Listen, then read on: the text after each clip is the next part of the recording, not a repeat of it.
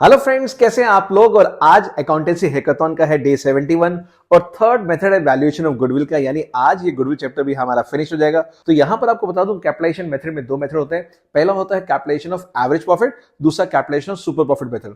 और यहां ध्यान रखिएगा, इस मेथड में नंबर ऑफ ईयर परचेज की जरूरत नहीं पड़ती। तो कैपिटलाइजेशन ऑफ एवरेज प्रॉफिट का फॉर्मूला क्या होता है? Total capitalised value of the firm minus net assets, यानी total capitalise of the value of the firm का मतलब है कि जो एवरेज प्रॉफिट हमने कमाया उसको कमाने के लिए कितना पैसा लगाना चाहिए था। मान लीजिए 10 लाख रुपीस, और नेट एसेट्स का मतलब है असली में कितना लगाया, मान लीजिए 8 लाख रुपीस। यानी 10 लाख लगाना चाहिए था और लगाया सिर्फ 8 लाख रुपीस, तो 2 लाख रुपीस जो कैपिटल सेव कर लिया, इतनी एफिशिएंटली हमने यूज किया, और वो हमारी होती है गुडविल।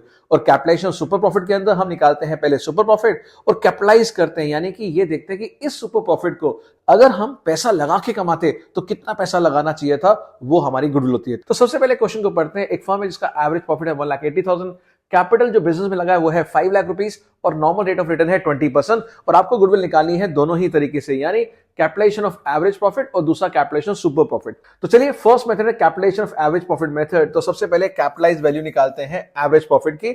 जब मैं कैपिटलाइज बोलता हूं उसका मतलब होता है एवरेज प्रॉफिट को मल्टीप्लाई कीजिए 100 से और डिवाइड रेट ऑफ रिटर्न से, इसकी वो वैल्यू आएगी कि कितना पैसा लगाना चाहिए था हमें इस 1,80,000 को कमाने के लिए। नॉर्मली आपने देखा था, नॉर्मल प्रॉफिट का फॉर्मूला सिखाया था सुपर प्रॉफिट में, capital employed into rate by 100, वो नॉर्मल प्रॉफिट आता था। यहां पे प्रॉफिट गिवन है और आपको कैपिटल एम्प्लॉयड निकालना है, इसीलिए वो रिवर्स होकर 100/20 हो गया है। दूसरा, यहां पर हम देखते हैं नेट एसेट्स, यानी एक्चुअल कैपिटल कितना लगाया हमने 5 लाख रुपीस, तो 9 लाख रुपए लगाना चाहिए था, हमने लगाया 5 लाख, तो कितना पैसा बचा लिया, 4 लाख, यानी ये होती है गुडविल। और इसका फॉर्मूला याद कर लीजिएगा, total capitalize value minus net assets. CUET में भी आएगा, बोर्ड में भी आएगा।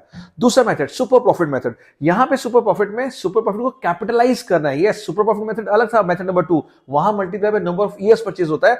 यहां पे कैपिटलाइज करना है, और जहां कैपिटलाइज वर्ड आ गया, याद रखना multiply by 100 divide by rate of return. Super profit यह निकालना पड़ेगा, उसके लिए हमें एवरेज प्रॉफिट तो गिवन है, नॉर्मल प्रॉफिट हमें निकालना पड़ेगा capital employed into normal rate of return by 100, और 5 लाख का 20% आ गया 1 लाख रुपीस। तो ये 1 लाख रुपीस हमारा आ गया नॉर्मल प्रॉफिट। एवरेज प्रॉफिट था 1,80,000, तो मेरा सुपर प्रॉफिट कितना हुआ, 180 माइनस 1,80,000।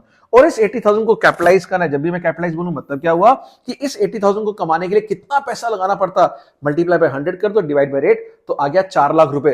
तो ये 4 लाख रुपए बिना लगाए हम सुपर प्रॉफिट अर्न कर रहे हैं 80,000, ये है हमारी गुडविल। तो याद रखिएगा, दोनों मेथड अच्छे से सॉल्व करना, बिकॉज सीबीएसई का आजकल ये चहेता बन चुका है। तो ऐसे और भी अमेजिंग कंटेंट के लिए do follow and like accounts करो।